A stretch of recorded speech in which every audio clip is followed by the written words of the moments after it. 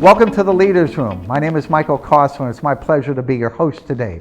The Leaders Room is an initiative of the eCliff Leadership and Governance Center.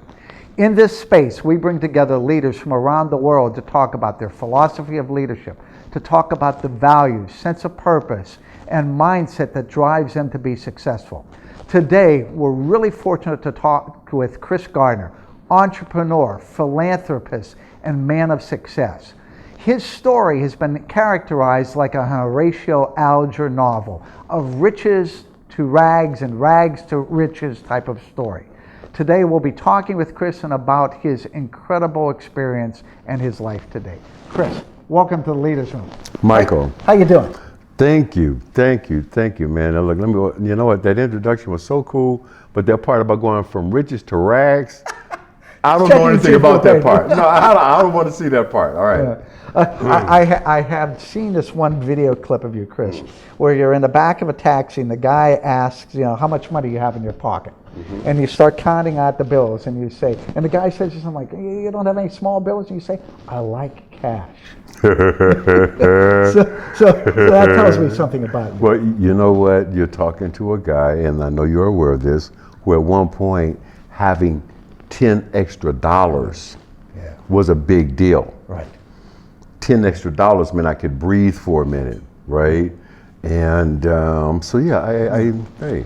So Chris, for our listeners and viewers, can you give us a 2 or 3 minute kind of synopsis of your story? I don't know if I can do that succinctly, but I can say this. What I do know is that it's not about me. Mm-hmm. It is a universal story of everyone who ever was given permission to dream. Right. Everyone who ever was given permission that, well, you can do this. You can be this. Given that permission and took it and believed it. Mm-hmm. And have been blessed to, at this point, not just giving it to my children, but being in a position to give it to another generation. Mm-hmm. And to share that permission to dream all around the world. Mm-hmm. And that's why I'm honored to be here in Kuala Lumpur today with you. And I say that in all sincerity. People ask me a lot of times, well, where are you going next, or where have you been? Doesn't matter.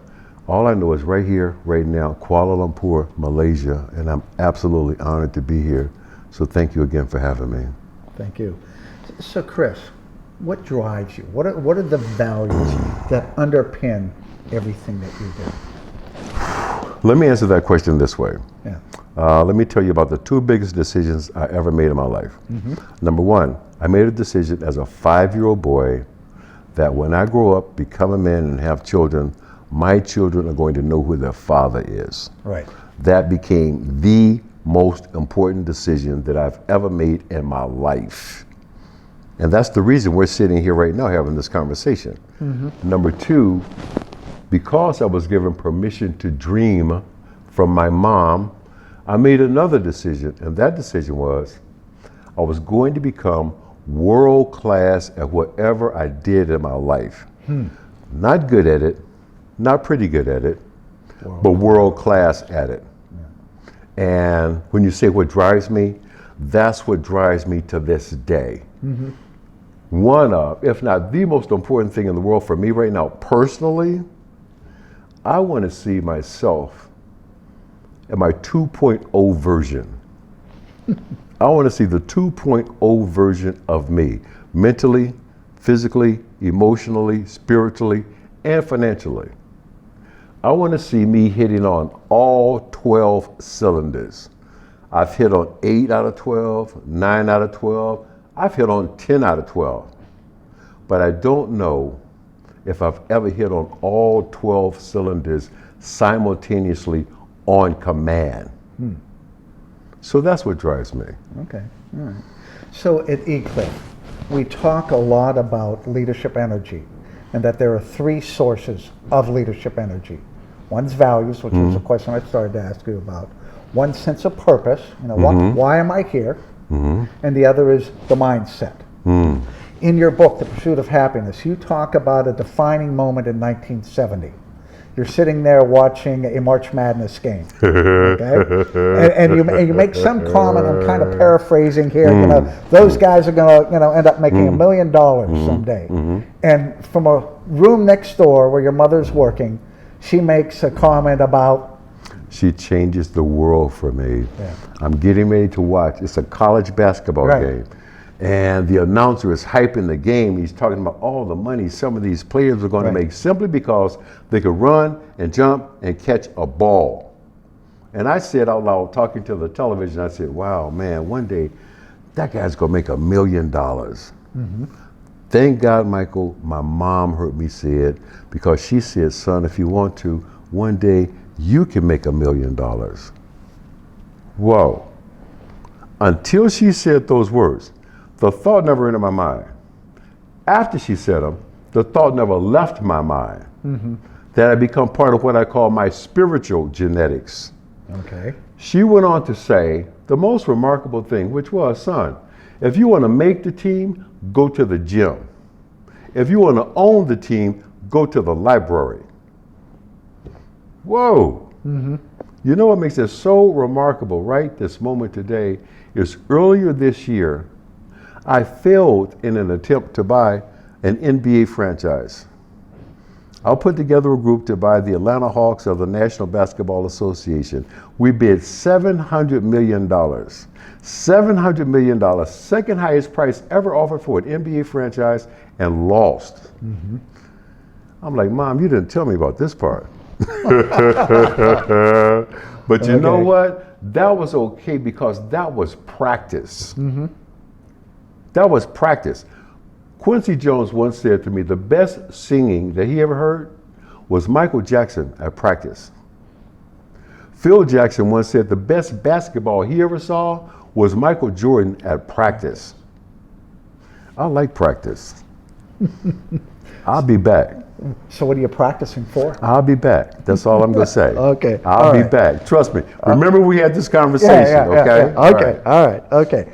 So your values, your mother said, dream big. Dream whatever you want to dream and believe that you can achieve that. Actualizing that is something else. And along the way, you're noted for having run into a lot of barriers and hurdles that you had to overcome, where people literally said, why do you have the audacity to dream those types of things? How did you overcome that? I didn't listen to him. You didn't listen to them. I could hear the voice. I could hear my mom's voice. I could hear those words, you can do or be anything.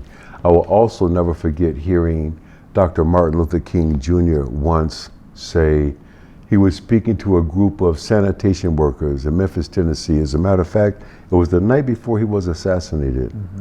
And he was saying to these garbage men, whatever you're going to do with your life, you should seek to become the best at it. His exact words were, if you're going to be a garbage man, you should seek to become the best garbage man. Those lessons from my mom, those words from Dr. King, I knew all I got to do is find my button. What is that one thing that just turns me on? And I talk to people about this all around the world, and the truth is, I cannot tell anyone how to find their button, but I do know this. A lot of us already know, we're just afraid to push it. Why do you think that is? We're afraid to push it because some people might not dig it. Some people might not say it's okay. Some people are going to say, you're going to do what? Why are you going to do that? Forget that. We've got people in this room right now, journalists. At some point, somebody in this room made a decision, I'm going to be a journalist. I'm going to be a writer. Right. And at some point, somebody in their lives probably said to them, a what? Writer? How are you going to pay the rent? Who's a writer? Right? Well, we got journalists sitting here right now because they believed. You got to be able to see it with the eyes in your soul. You might not physically be able to see it, but if you can see it with the eyes in your soul, nobody's got to dig it but you. And I don't mean that in a disrespectful way. Right. Right? Nobody's got to dig it but you, man. And I have to tell you, I've just been so blessed, Michael, and I'm so thankful and humble. And I will never, ever, ever be able to repay some of the blessings that I've been given, because I was able to convince some others that, yeah, I can do this if you give me the opportunity. All right? I mean, I don't want to belabor the point, but I'm thinking of two guys that 30 years ago gave me an opportunity to work on Wall Street when nobody else would. Right. Those two guys today are two of my best friends. Okay. So Chris, I'm imagining though that there's some people either watching or listening to this recording that are saying, this guy is way too positive. It couldn't have been as easy as it almost sounds like. Who said it was easy? Well, okay, so there had to have been at least one dark night of the soul in your journey. Maybe multiple dark nights of the soul. Absolutely. How did you pull, what was the mindset, Chris, that pulled you out of that? I would say this. Okay, let's go back. Let's go back to a point in my life where I was at my absolute lowest emotionally, financially, spiritually, in the darkest moment, spending nights in that train station washroom with my little boy.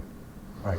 What a lot of people don't know is, in the film, Jaden Smith plays my son as a 5-year-old. In reality, my son was 14 months old. He was still in diapers. Yeah. Right? And there was a highly polished piece of sheet metal over the sink. It wasn't a mirror, but it served as a mirror. And I had to wash my little boy every day, and I had to ask myself, why did this happen? Why did that happen? What's going to happen next? The hardest question, Michael, I had to ask and answer every day was, how did I get here? And the answer was more brutal. The answer was, I drove here. I had something to do with the situations and circumstances that had become my life. I drove here, and there was something very empowering about that. Right. Something very liberating, because I knew the second I said it, whoa, well, if I drove here, then I can drive out of here. You can't change something until you own it. I drove here. And to the people who say, well, he's just too positive, look, I've had my dark days. Right. I've had challenging times. I'm coming off of probably emotionally the most challenging experience of my life. I lost the love of my life to brain cancer 3 years ago. And there's a darkness that comes with that. Yes, sir. But the light is, I had the honor of being there and being her primary caregiver. I had the honor of her knowing, no, baby, I'm right here. Is that Holly? Holly. So one of the things that I noticed earlier today when you were prepping for the conference that starts tomorrow, every time her picture came up, you just stood and you looked there silently. Oh, man. And I was at the back of the auditorium thinking, what's the story behind that? That was Holly. That was Holly. And you know what, man, let me tell you something. 20 years. And some of the last conversations that she and I were having was her saying to me, now that we can see how truly short life can be, what are you going to do with the rest of your life? That's not just a rhetorical question at that point. Right. What are you going to do? What are you going to do? What are you going to do? What am I going to do? I'm going to start living my own advice. I've written books about it. I've talked about it. I said it here tonight. If you're doing something you're not truly passionate about, you're compromising yourself every single day. That's why I'm trying to get to the 2.0 version of me. What are you going to do with the rest of your life? I'm going to be the best me that I could possibly be. Okay. So you potentially are an inspiration to not only the people that are listening to our conversation, but the people that will hear you in the future. Who gives you your inspiration today? I know your mom. I know your mom was an important source of inspiration. It sure sounds like Holly was an important sense of inspiration. But for Chris Gardner today, who's your source of inspiration? Man, let me tell you something. I have something called a grandchild.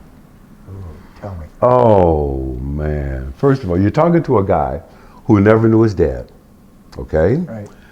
You're talking to a guy who's been a